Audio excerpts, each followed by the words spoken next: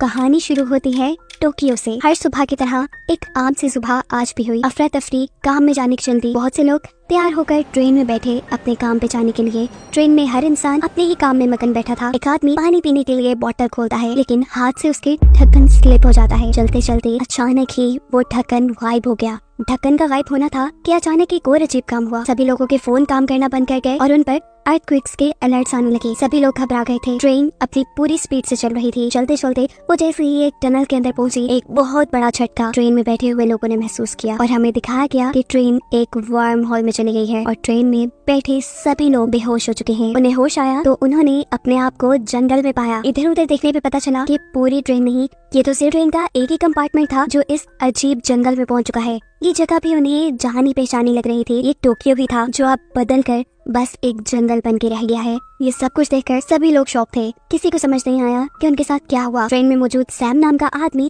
जो कि एक फायर फाइटर है, वो सिचुएशन को संभालने के लिए सभी पैनिक हुए लोगों को रिलैक्स करने की कोशिश करता है। उसके इस काम में मदद करती है यूमी नामी एक लड़की जो अभी फायर फाइटर बन गई थी। सैम ने एक टीचर के तौर पे उसे काफी क्लासेस भी दी थी और वो सैम को पसंद भी करती है। फिर सीन कट होता है और हमें 2023 में वही टोक्यो शहर दिखाया जाता है। वो दिन जिस दिन ये सब लोग ट्रेन में बैठे थे। ट्रेन की मैनेजमेंट हैरान, चलती ट्रेन के 2 कंपार्टमेंट्स कहाँ गायब हो गए। सैम के कंपार्टमेंट को तो हम देख चुके हैं, लेकिन एक और कंपार्टमेंट भी गायब है जिसे अभी तक नहीं दिखाया गया। इंजीनियर्स टनल को चेक करते हैं जिस टनल के अंदर से वो कंपार्टमेंट्स गायब हुए थे। दूसरी तरफ हम सैम, यूमी और उसके साथ एक और लड़की को देखते हैं जो भी टनल को ही चेक कर रही है, ये जानने के लिए कि शायद वहाँ कोई उन्हें ढूंढते ढूंढते आया हो। उन्हें दूसरी तरफ कोई रोशनी दिखाई देती है। यहाँ इंजीनियर्स को भी तो रोशनी दिखाई दे रही थी। इंजीनियर्स को लगा सभी लोग दूसरी तरफ मौजूद हैं और सैम के ग्रुप को लगा कि शायद दूसरी तरफ से जो रोशनी आ रही है वो उनकी मदद करने के लिए कुछ लोग आ रहे हैं, लेकिन ये दोनों पार्टीज की ही गलतफहमी थी। सैम के ग्रुप ने जब आगे जाकर देखा तो टनल के बाहर से उन्हें सूरज की रोशनी दिखाई दे रही थी और यहाँ इंजीनियर्स के सामने भी दूसरी इंजीनियर्स की टीम थी जो गुमे हुए लोगों की तलाश में ही थे। सैम का ग्रुप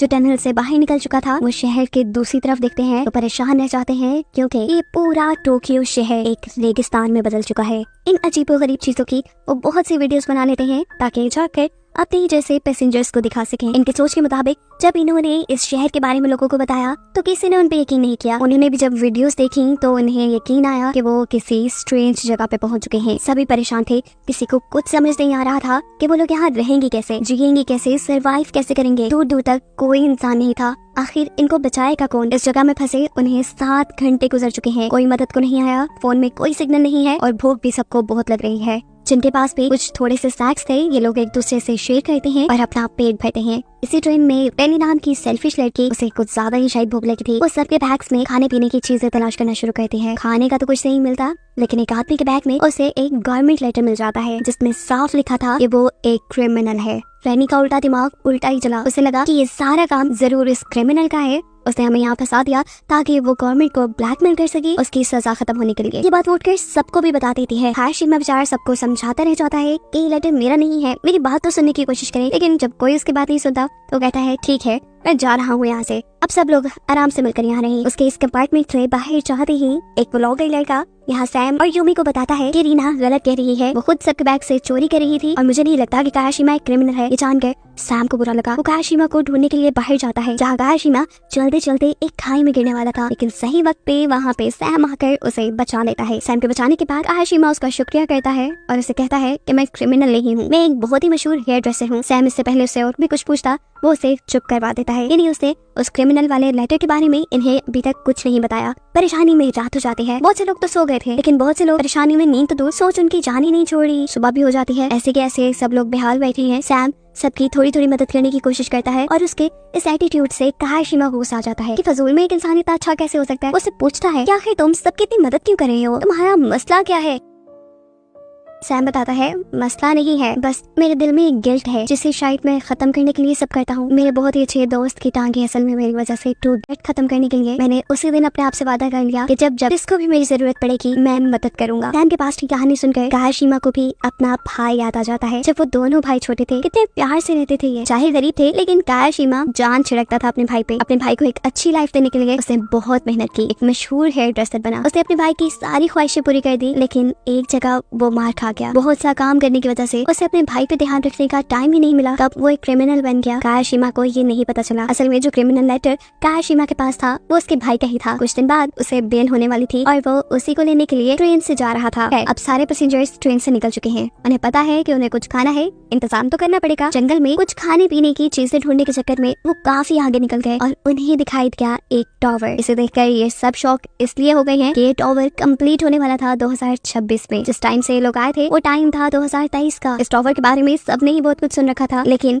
इसको देखने के बावजूद भी ये लोग इस चीज को समझ नहीं पाए कि ये लोग फ्यूचर में आ चुके हैं। फ्यूचर में कितना दूर ये भी नहीं मालूम। इसी ट्रेन में एक बायोलॉजिस्ट भी था जिसे यही जंगल के अंदर एक ऐसा पौधा मिला जो 2023 से तकरीबन 30 साल बाद उगने वाला था। इन्होंने अंदाजा लगाया कि ये लोग कम से कम 40 साल अपने वक्त से आगे आ गए और ये चीज इन्हें परेशान कर देती है। आने वाले सालों में क्या दुनिया इतनी बुरे हाल में आ जाएगी? सिंकट होकर 2023 का वक्त दिखाया जाता है जहाँ से ये कंपार्टमेंट यहाँ तक पहुँचा था। बहुत ढूंढने के बाद भी उन साइंटिस्ट को वो कंपार्टमेंट नहीं मिला, तो मजबूरन अब ऑफिशियली उन्हें ये खबर अनाउंस करनी पड़ती है कि चलती ट्रेन के 2 कंपार्टमेंट्स गायब हो चुके हैं, जिसके अंदर तकरीबन 100 से ज्यादा लोग थे, वो भी गायब है। कुछ अता पता नहीं चला। सीन्स दोबारा फ्यूचर में शिफ्ट होते हैं जहाँ लोग पागल हो रही है क्योंकि पानी पीने तक के लिए नहीं है उनके पास। इस वक्त सैम जुगाड़ करता है और एक बड़ी सी पॉलिथीन को उठाकर इस कंपार्टमेंट की छत पे बिछा देता है कि चलो और कुछ नहीं, 2-4 कतरे भूल के ही जमा हो जाए। लेकिन प्लान उनका ये भी फेल हो गया। सुबह हो गई, अगला दिन आ गया। बायोलॉजिस्ट इस एरिया की छानबीन करने के लिए जाता है और उसे एक ऐसा फ्लावर मिलता है जो बहुत ज्यादा पानी के आसपास उगता था। इसे देखकर उसे क्लू मिला, जरूर आसपास कोई चश्मा या नदी है। ये सुन सैम डिसाइड करता है कि अगर तो यहाँ कोई चश्मा या नदी है तो वो उसे ढूंढ कर रहेगा ताकि उसके सभी साथी प्यास बुझा सके। उसके साथ जाते हैं ये बायोलॉजिस्ट कायाशिमा और यूमी भी। चलते चलते ये लोग पहुंचे एक बहुत ही बड़े पहाड़ के पास। पहाड़ है तो चश्मा भी होने के चांसेस है, लेकिन इतने ऊंचे और इतने सीधे पहाड़ पे चढ़ेगा कौन और किस तरह? इस काम के लिए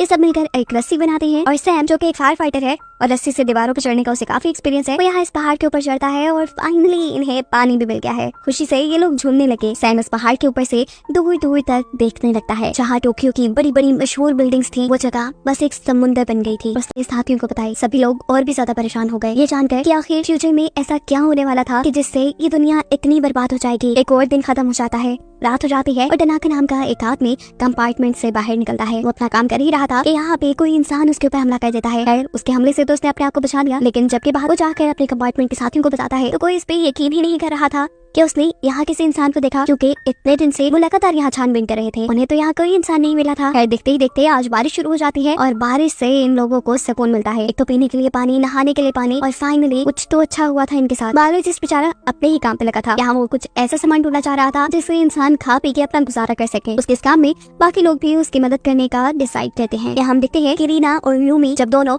बेरीज ढूंढने का ही काम कर रही थी तो गलती से यूमी कुछ ऐसी बेरीज खा लेती है जो कि पॉइजनस थी, यानी जहरीली थी। इंसानों ने खाते तो मर जाते। उसकी तबीयत को खराब देखकर सैम बहुत ज्यादा परेशान हो जाता है और यहाँ हमें फील हुआ कि सैम भी उसे पसंद करता है। खैर सभी लोग उसे लेकर कंपार्टमेंट में चले जाते हैं। जैसे तैसे करके ये लोग उसका थोड़ा बहुत इलाज करते हैं और यहाँ सब उसका ऐसे ख्याल रखते हैं जैसे सभी उसकी फैमिली हो। ये लोग साथ रहते रहते एक फैमिली जैसे ही हो गए थे। यूमी की ऐसी हालत देखकर सभी ट्रेन के लोगों को रियलाइज हो गया था कि अगर ये ऐसे के ऐसे ही बैठे रहे और इन्होंने एफर्ट्स तक की, मेहनत की, तो वो दिन दूर नहीं जिस दिन ये भूख प्यास से मर जाएंगे। इन्हें जिंदा रहना है तो कुछ तो करना पड़ेगा।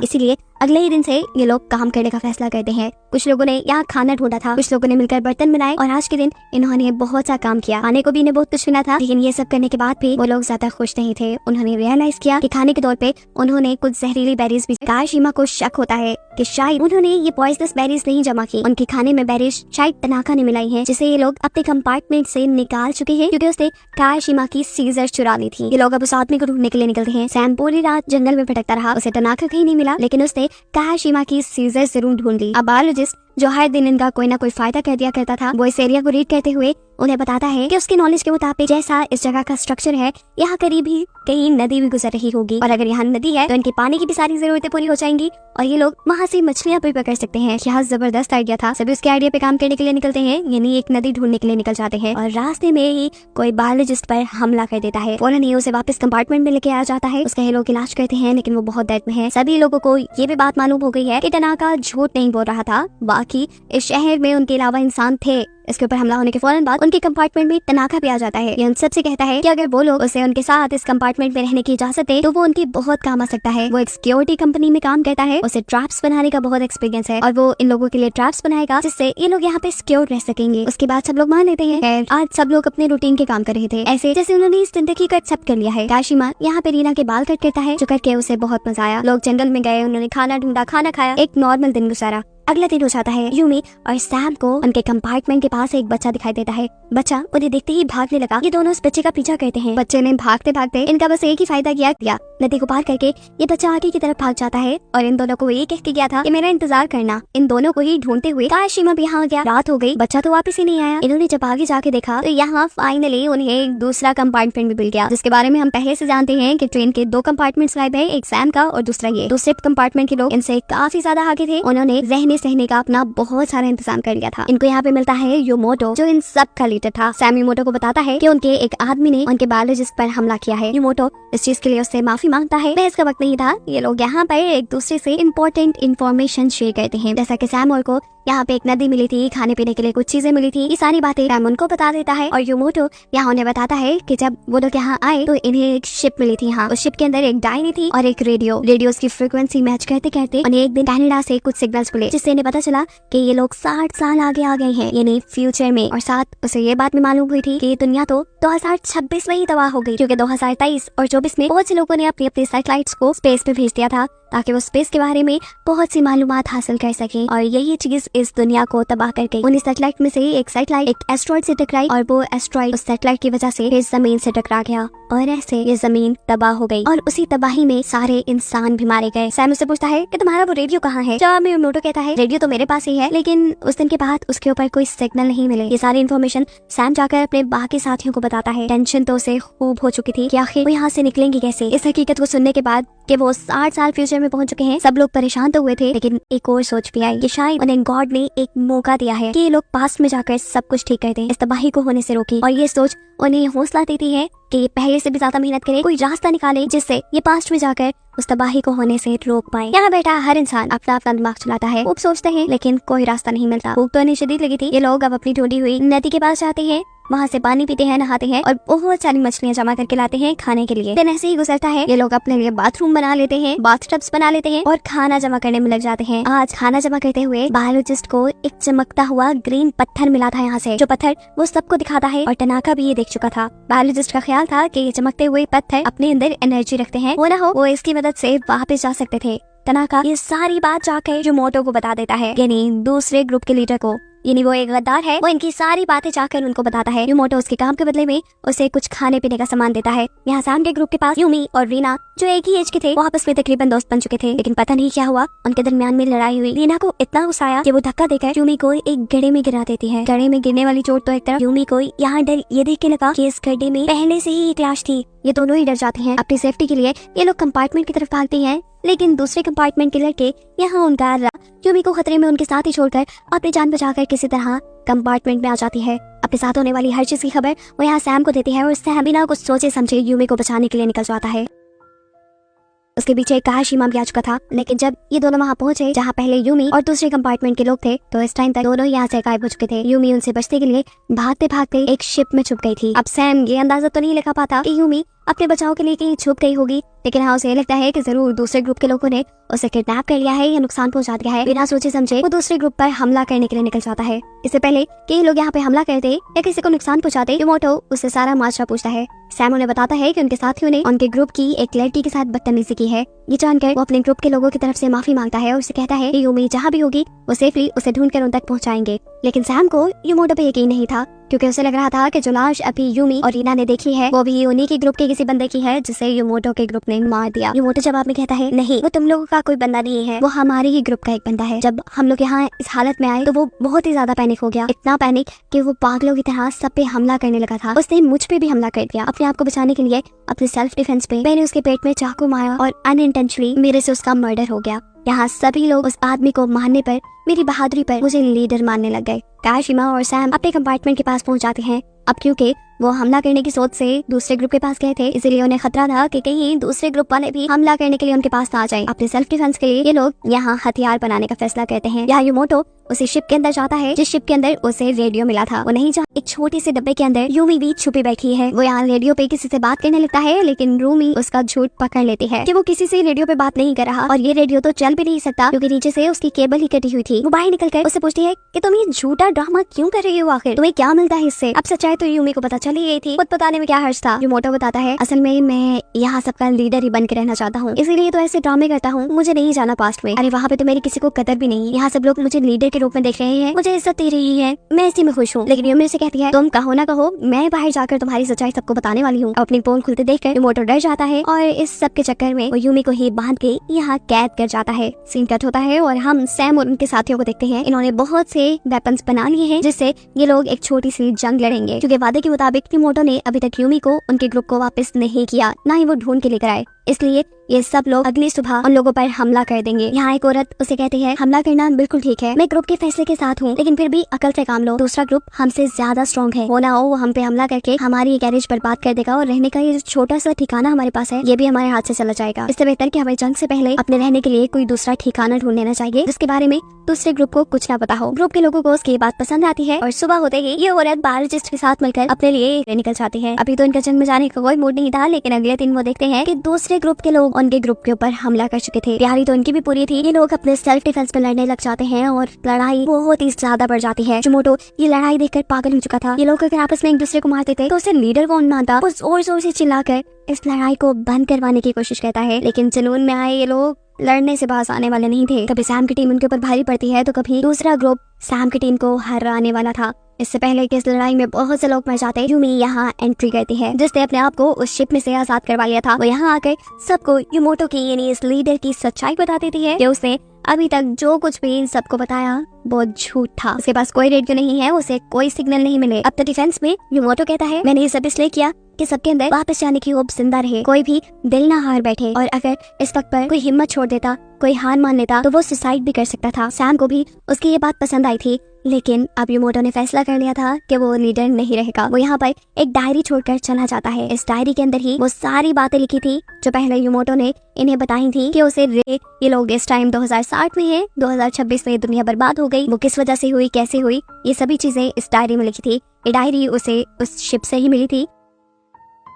बायोलॉजिस्ट और वो औरत जो अपने रहने के लिए एक दूसरा ठिकाना ढूंढने के लिए गए थे, उन्हें यहाँ एक ऐसा टॉवल मिलता है जिसके अंदर बहुत से ग्रीन चमकते हुए पत्थर हैं। जबकि ये सीन कट होता है और हमें 2023 का टाइम दिखाया जाता है। एक साइंटिस्ट जो ट्रेन के डब्बों के गायब होने की मिस्ट्री ढूंढ रहा है, वो इस टाइम भी टनल को स्टडी कर रहा था। टनल की फुटेज को गौर से देखने पे उसे पता चला कि जिस टाइम ट्रेन के अंदर से वो डब्बे गायब हुए उस टाइम टनल के अंदर एक वर्म होल बन चुका था जो कि सुपरनोवा नामी एक्सप्लोजन की वजह से हुआ था। इस फिनोमेना के मुताबिक ऐसे बड़े बड़े एक्सप्लोजन तब होते हैं जब एक प्लैनेट बहुत ज्यादा बूढ़ा हो जाए, तब उसके कोर में से कुछ ऐसी पावर्स निकलती हैं जिससे बहुत बड़े एक्सप्लोजन होते हैं, और इसी एक्सप्लोजन की वजह से वहाँ एक वर्म होल बना जिससे 2023 और 2060 की टाइमलाइन जोड़ दी। यानी वो साइंटिस्ट तो ये मिस्ट्री सॉल्व कर चुका था, पर सैम और का ये मिस्ट्री सॉल्व करना अभी बाकी था। ये लोग भी ज्यादा वक्त ही लगाते, वो डायरी जो इनके हाथ लगी थी उसको स्टडी करने पे इन्हें भी सुपरनोवा एक्सप्लोजन के बारे में पता चल जाता है। यहाँ पे बैठा हुआ एक साइंस टीचर सभी लोगों को सुपरनोवा एक्सप्लोजन के बारे में बताता है कि ये एक्सप्लोजन जमीन के या किसी भी प्लैनेट पे तब होता है जब प्लैनेट बहुत ज्यादा बूढ़ा हो जाए, मरने के करीब चला जाए। उनकी बातें करते करते अचानक यहाँ बहुत बड़ा तूफान अपने कंपार्टमेंट में वापस आ जाते हैं। टनाका डिसाइड करता है कि वो इस कंपार्टमेंट के इमरजेंसी गेट को खोलकर दूसरी तरफ वाली टनल के अंदर चला जाएगा इस तूफान से बचने के लिए। वो जैसे ही इमरजेंसी गेट खोलता है इस कंपार्टमेंट का, तो दूसरी तरफ ये देखते हैं कि एक बहुत बड़ा वर्म होल बना हुआ है जो आहिस्ता आहिस्ता यहाँ की हेल्थी चीजों को अपने अंदर खींच रहा था। उसने टनाका की बनाई हुई एक छोटी सी डॉल को भी अपने अंदर खींच लिया था। अचानक तूफान बंद होता है और ये वर्म होल भी बंद हो जाता है। सीन कट होकर दूसरी तरफ 2023 के अंदर हम देखते हैं कि ट्रेन मैनेजमेंट के पास एक डिटेक्टिव भी है। ये लोग इसी टनल के अंदर खड़े होकर अपने केस को स्टडी कर रहे थे कि अचानक उनके पास टनाका की वो डॉल आकर गिरती है जो वर्म होल की वजह से यहाँ आई है। यहाँ वर्म होल को देखने के बाद इन लोगों को भी समझ आ गया था कि आखिर वापस जाना कैसे है। इन्हें वापस जाने के लिए एक वर्म होल बनाना था जिसके लिए कुछ स्पेशल रेडियो एक्टिव पत्थर और बहुत बड़ा एनर्जी सोर्स चाहिए था। पावर स्टेशन तो इस शहर में हो सकता था, लेकिन उसे ढूंढना मुश्किल था, नामुमकिन नहीं। ये सब लोग मिलकर काम करते हैं, एक पावर स्टेशन ढूंढ लेते हैं जो कि जमीन के अंदर ऐसा दबा हुआ था जैसे कभी उसे इस्तेमाल ही ना किया गया हो। उस पावर स्टेशन को निकालने के बाद ये लोग उन ग्रीन पत्थरों का इस्तेमाल करते हैं और यहाँ उनके मेहनत से बनाए सेटअप की वजह से अचानक बहुत बड़ा तूफान आता है और वर्म होल भी वहाँ बन जाता है। सभी लोग